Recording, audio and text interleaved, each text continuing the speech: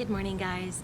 Today I'm having to do quite a bit of repotting, so I thought I would take you through the process of the kind of potting soil that I use and how I amend it prior to replanting my plants.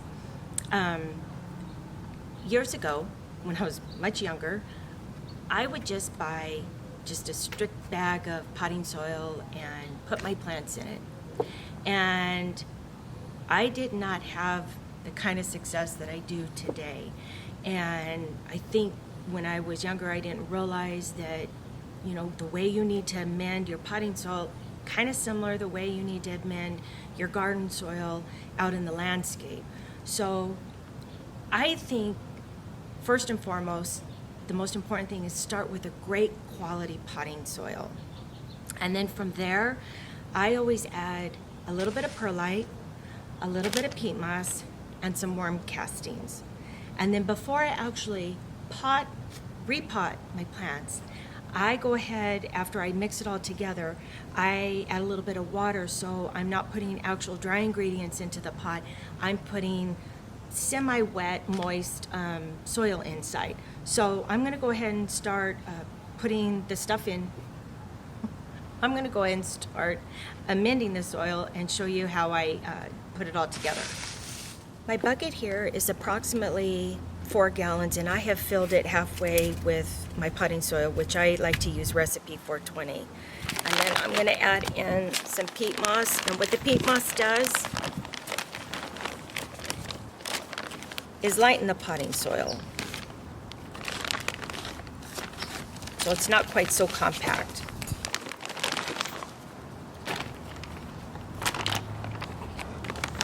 Worm castings adds nutrients. So let's see, how about maybe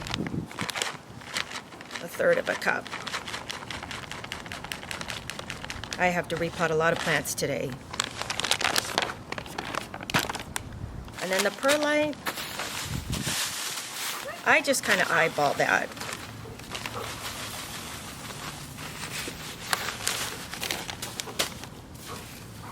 Mix it all together.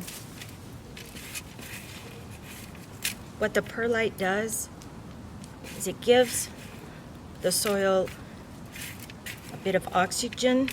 It aerates it. It's made from volcanic rock.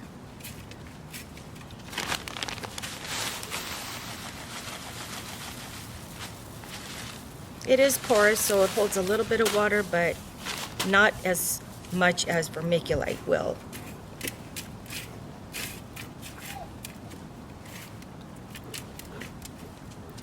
Alright, let me add a little bit of water.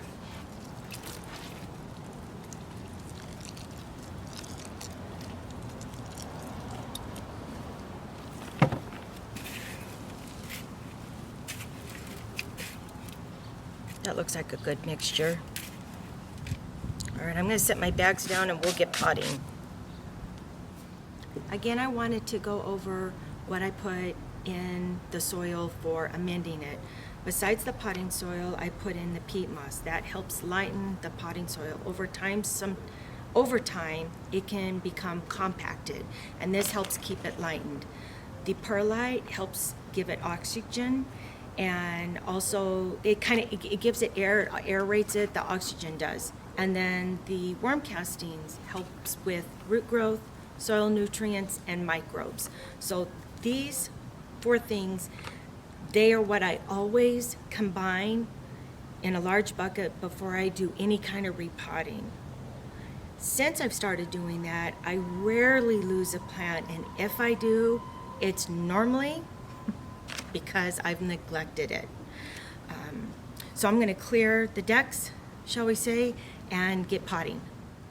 Before I start planting, I brought my spider plant out here to show you an example of sometimes if you're new to indoor plants and you're a little leery of spending $10, $15, $20, sometimes $30 on an indoor plant, and you're a little leery if you're going to be able to keep it alive, a lot of times I'll pick them up like this or like this. This is a peperomia. This spider plant used to be this size. I picked it up in this, and now look at it. I can begin to now propagate this and put it in. I mean, look how many plants I can start off of this. So this spider plant was this small at one point, and don't feel compelled to always get a bigger plant. If you're a little unsure if you're going to be able to keep it alive, try a small one and see how you go from there. And next time around, if you know that you've been able to keep it alive for a while, you can go and invest in a more expensive houseplant. So I'm going to put this bird's foot fern that does look a little tattered, but guys, look, I got it 75% off. And one more thing, most of the pots I buy rarely have a hole in it.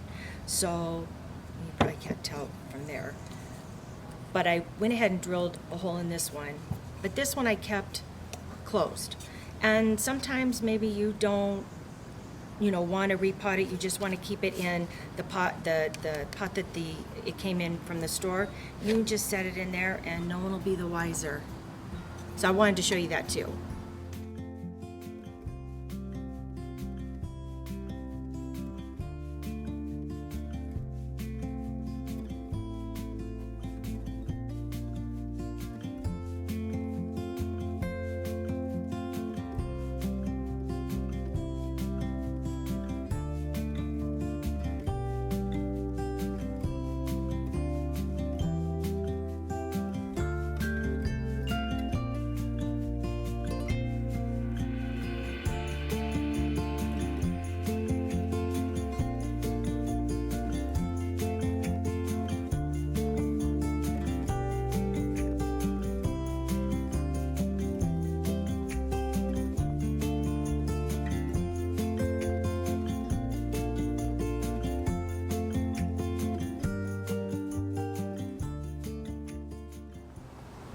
One thing I forgot to mention is that at the bottom of each of your pots that you've drilled a hole in the past I've used rocks, a broken clay pot, a coffee filter.